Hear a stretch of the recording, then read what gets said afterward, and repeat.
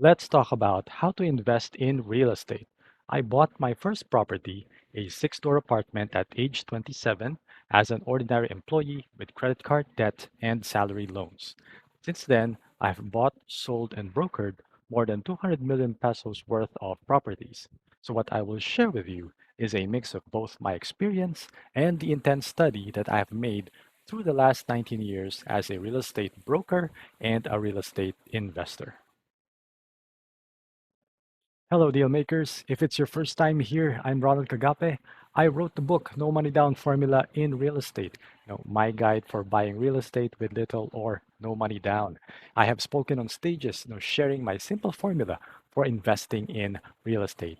And in this video, I will share with you the seven things that you absolutely must know so you can successfully start investing in real estate, even if you are a complete beginner. So let's dive in. The first thing that you need to know is you need to know your purpose for buying real estate. Most people buy real estate to use it. They will use it as their first home. They will live in it. They're already tired of renting for 5 years, 10 years, 20 years. Maybe it's time for you to own your own home. And that's the great thing about it. You can use it while it appreciates in value. Some people will just hold it. Maybe they already own their home, but they want to have an investment that will grow in value over time.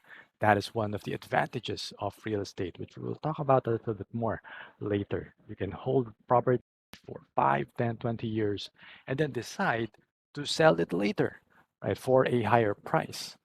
Or you can also sell it immediately, especially if you're able to buy it at a low price and you can turn around, maybe repair it, or maybe build something on it or renovate it and sell it at market value or sell it at a higher price than when you bought it. So you can make a quick profit. Now, for some, they may also want to just rent it out. So they buy real estate so that they can get passive income. They can build passive income. And the idea here is you want to build up enough passive income so that you can retire. You can quit your job. That is how real estate can help you with your early retirement plans. So the first thing that you need to know is to need to know your purpose. You need to decide if you're going to buy real estate to use it, to hold it for the long term, to sell it quickly, or to rent it out for long-term passive income. The second thing that you need to know is you need to know the advantages of owning real estate. There are 8 awesome advantages for owning real estate, and we talked about or we mentioned the first one already, and real estate appreciates in value. The longer that you hold real estate, the higher it will appreciate in value over time. Next is property depreciation. So properties grow old in value, but the land itself, it just continues to appreciate. Now, why is this an advantage? Even for most businesses, if you are a business owner and you have property, you can depreciate your property and that will help you lower your taxes. But for most people, we don't have that advantage. So how does this become an advantage for you? Well, as properties grow older, you can use that to your advantage to negotiate the price of the property. So, because it's older, because it's already run down, you can tell the seller to offer it to you at a lower price. Then you can turn around and fix it up so that you can make a profit should you want to sell the property, right? So that's why it's important to know your purpose and then you use the advantages that are in real estate to suit your purpose. The third advantage of real estate is you can negotiate. So I already mentioned if a property depreciates in value, you can negotiate the price, but it's not just the price. No, you can negotiate the terms of the sale. You can negotiate what's included, right? Sometimes with some sellers, if they're already migrating, they will not need the properties, the furnitures that are inside the property. So you can negotiate to have those included. And if they have good furniture, or you could probably save hundreds and thousands of pesos just by negotiating. So everything is negotiable in real estate. That is a distinct advantage of real estate over other investments because you cannot negotiate the price of a stock. You cannot negotiate the price of a cryptocurrency, but you can negotiate the price of a property. Fourth advantage of real estate is you can use leverage. What does this mean? Leverage is what Robert Kiyosaki calls other people's money. So you can use other people's money to buy real estate. And for most people, other people's money stands for bank financing. Well, all of the savings that we have in banks, that's other people's money, and banks turn around to loan it to people. So the great thing with real estate is it's the only property or it's the only investment where you can approach the bank and tell them, "Hey bank, I am going to buy this property. Can you loan me money so that I can buy it as an investment?" Yes, the banks do that. No, you can't go to the bank and tell them, "Oh, bank, I think crypto is going to, I think Bitcoin is going to explode this year. Can you loan me money, to buy Bitcoin?" So the banks will not do that for you, but they will do that for real estate. And in fact, in some cases, they will even lend you up to 90% of the property's value. You only need to put up 10%. That is in some cases. But for most cases, no, banks would usually lend up to 70% of a property's value. So you have to pick the right property as well. But leverage is a definite advantage that people have or that real estate has over other investment vehicles. Next advantage is passive income. We mentioned this already. If you rent out property, you get passive income. And with enough properties, so you can actually retire already. And the great thing here is that this passive income is not stagnant. This passive income actually appreciates over time also. You know this especially if you have been renting for 5, 10, 20 years. Think about it. What was your rental, when you started renting? How much were you paying for it? And if you've been staying at your current house for many years already, how many times has the landlord raised your rent? Maybe if you're lucky, maybe the landlord has never raised your rent. But in most cases, the landlords raise their rent, especially if the area has a lot of competition and there's a lot of demand in the area. So I remember when we were living in Makati, so you could rent a condo for as low as 10,000 pesos. It was a studio condo in Cityland, but now you can't rent in Cityland for 10,000 pesos. With the minimum probably right now there's 15, 16, or 17,000. I don't know. And definitely 10, 20 years from now, it's going to increase. So the rental will increase in value as well. That's why I believe real estate is the perfect vehicle for retirement because your passive income increases in value over time. So as you grow older, your income will actually increase, so ensuring that even if your medicines increase, even if your expenses increase while you are retired, your rental income will increase as well. So your retirement is secured if you have rental properties. Okay. Seventh advantage of real estate is you have control over the property. You can do whatever you want with the property within some limits, of course. So especially if it's a condo, you can own, there's only so much that you can do inside the condo, but you can definitely change the interior. Sometimes you can knock down some walls to make it more spacious, or you can include some rooms. If it's spacious enough, maybe you'd want to include some rooms so that you can appeal, to more family oriented, or more, you can put in more people inside the unit. Or if it's a lot, you can build a bungalow, or you can build a two-story house, or maybe you can build a three-door apartment or a three-story nine-door apartment. Whatever it is, you have ultimate control as the owner, as the investor. And that is something that you can't do with other investments. When you buy a stock, you can't do anything to increase its price. But with real estate, because of control over the asset, you can do a lot of things to increase its value. And the last advantage of real estate is the synergy or the combination of all of these advantages. Now, I talk about this in another video, But just very, very quickly, so think about this.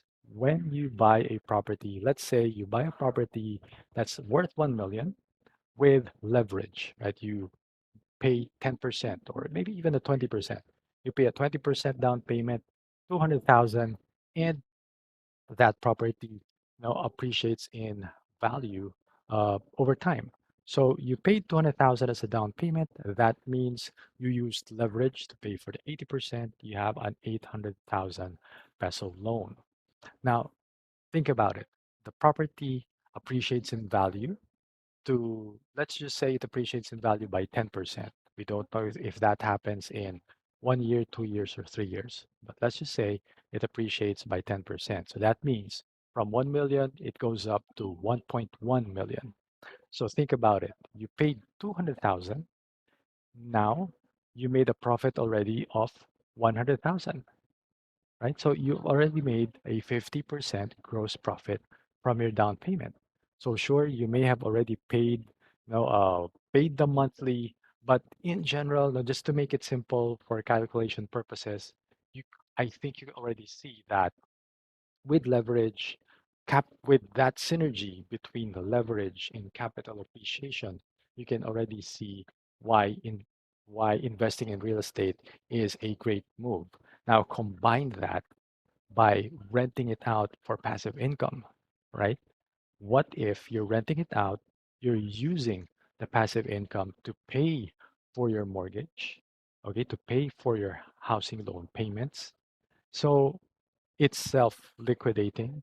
That means whatever appreciation that you experience will go directly to your return. So if you put in 200,000 and that property appreciates in value by 20%, right?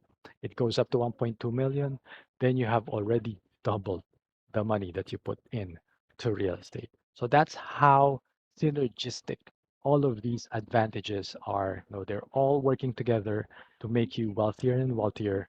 And that's why real estate is such an awesome, awesome investment.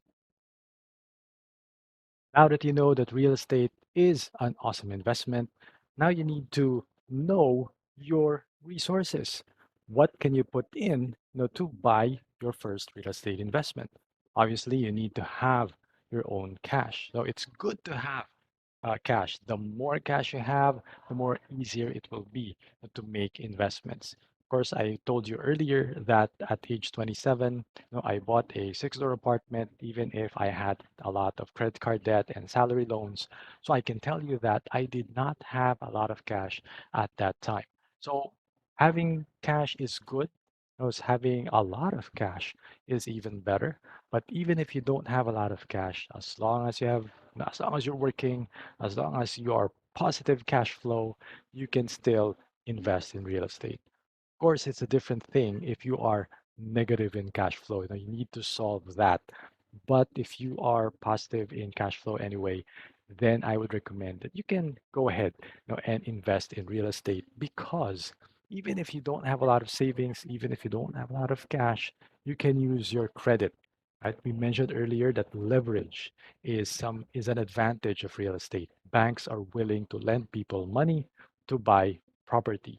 So as long as you have a job, as long as you have a business, and as long as you can prove that you can pay the loan that you will get, then you can use credit to your advantage. In a future video, I'm going to show you how to estimate, the credit that or the loan that you can get so that you can actually see how much money or how much real estate you can buy, with the resources that you have right now. So let me know later if you are interested, to learn about that.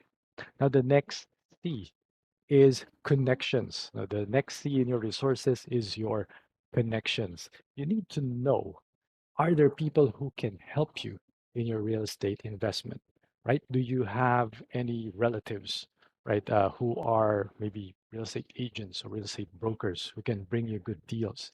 Do you have any friends in the real estate industry? Do you have any friends who are architects, who are civil engineers, who are contractors, who are handyman, right? They're painters, they're electricians, they're skilled in the construction industry, right? Or do you know any lawyers who can help you with the legal stuff. So, what are your connections? Even now, even if you don't have connections, that's okay because you can develop these connections over time anyway. But if you're starting out, you need to think who are the people that can help you in your real estate investment. Now, it would be good, right, if you have relatives, friends who can give you insight on how to buy properties. Maybe they bought their own home already. Maybe they already have investments, they're already renting out, they're already getting passive income from real estate. And you then make sure that you use those connections, to help you out. Get them to mentor you, or get them to coach you. Don't get advice from people who don't have experience in real estate because they will not be able to give any advice. So I would highly recommend that you develop connections with people who have experience now investing in real estate. And the last C that will form a part of your resources is your own creativity, your ability, to solve problems, your ability to design uh, the interior of your property or even the exterior of your property. Now, I don't have that ability. My training is I'm a chemical engineer by study. I studied chemical engineering in UP. So I never learned how to build properties. That's a different engineering study. So I don't have that. I was an IT developer. I was a programmer for more than 10 years. I was a junior programmer when I bought my first six-door apartment. So I did not have that creativity. But the good thing here is, I was able to connect with someone who had that creativity. But over time, I have also decided that I should learn how to become creative, in solving real estate problems, in maybe designing and renovating real estate properties. But if you have been trained, if you are creative, then that is already a resource that you have. So make sure that you make use of all the advantages that you have. Maybe you're in architecture, you're in civil engineering, you're in the interior design, or you are in a related field, or you study these things. And so these are resources that you have right now that will help you become a better real estate investor. So now that you know your resources, it's time to go to the next item that you need to know, and that is know where to invest. It's very important because this is the number one rule in real estate. And if you have followed any real estate guru or if you have listened to any real estate agent or real estate broker, their pitch, you have probably heard of this, that the number one rule in real estate is location, location. All right. So it's very important that you invest in the right location. However, if you're talking to a real estate agent or a real estate broker, they will recommend the properties that are under their inventory, right? Maybe their development is in Pampanga, but you live in Batangas, or you live in Cebu, or you're no, you're outside the Philippines and you don't know anyone in Pampanga. And so it doesn't really make sense to invest in that location. The best place to invest in is a location near you because you already know this area very well. You know the pitfalls, you know the places where there's high crime or where there are squatters. And so property values will not go up in that area.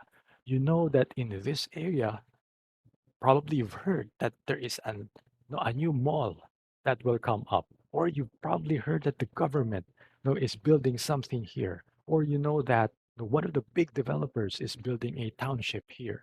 So because it's near you, you can easily ask around, know what's happening. You can easily investigate what's happening. You can easily see the changes that are happening in that neighborhood near you, so it makes more sense to invest in a location near you.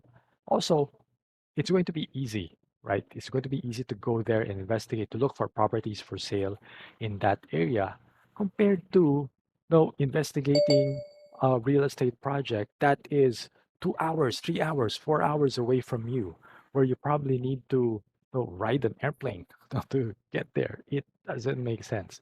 So the best place to invest in is the location near you. You just need to know what to look for, and you need to look for the path of progress. I already mentioned it earlier.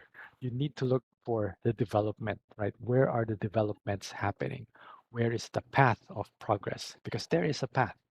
There are, if you're familiar with South Luzon Expressway, so if you're driving along South Luzon Expressway, you're coming from Metro Manila, you already know that there is there are worlds of difference on the right side of SLEX and the left side of SLEX. There's more development on the right side of SLEX if you are southbound.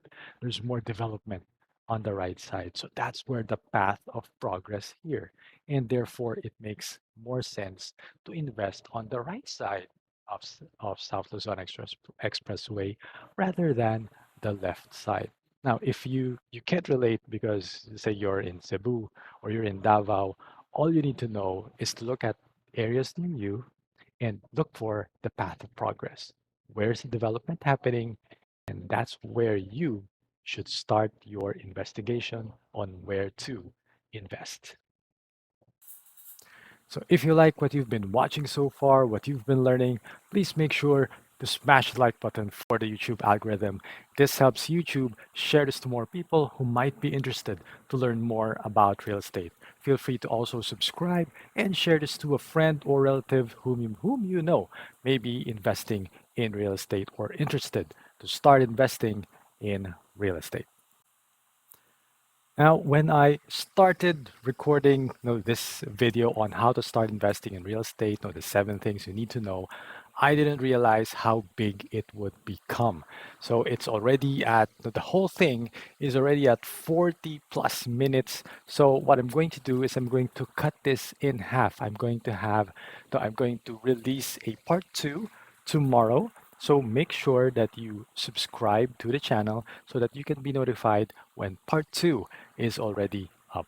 So again, no, thank you for getting all the way here. I'll make sure to let you know when the next 3 things. We've already finished the first 4 of the 7 things that you need to know. So in part two, we're going to discuss the next 3 things. So always remember, it's a great day to make deals every day, and I hope that may all of your deals push through. So see you in the next video.